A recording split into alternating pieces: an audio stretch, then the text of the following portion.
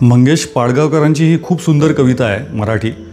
ती मी थोडीशी छोटी केली आहे, पण मला खात्री आहे तुम्हाला आवडेल. प्रेम म्हणजे प्रेम म्हणजे प्रेम असतं, तुमचं आणि आमचं अगदी सेम असतं.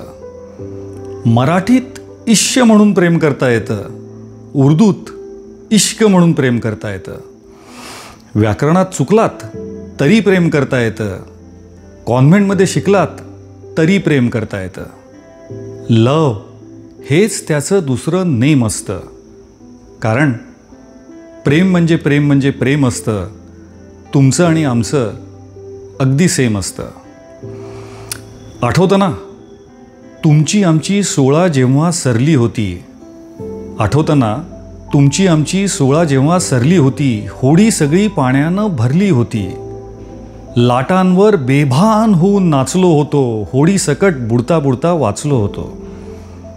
बुडलो असतो तरीसुद्धा चाललं असतं, बुडलो असतो तरीसुद्धा चाललं असतं, कारण प्रेमानंच अलगदवर काढलं असतं. कारण प्रेम म्हणजे प्रेम म्हणजे प्रेम असतं, तुमचं आणि आमचं अगदी सेम असतं. तिच्यासोबत पावसात कधी भिजला असाल जोडीने, तिच्यासोबत पावसात कधी भिजला असाल जोडीने, एक चॉकलेट अर्ध अर्ध खाल्ला असाल गोडीने.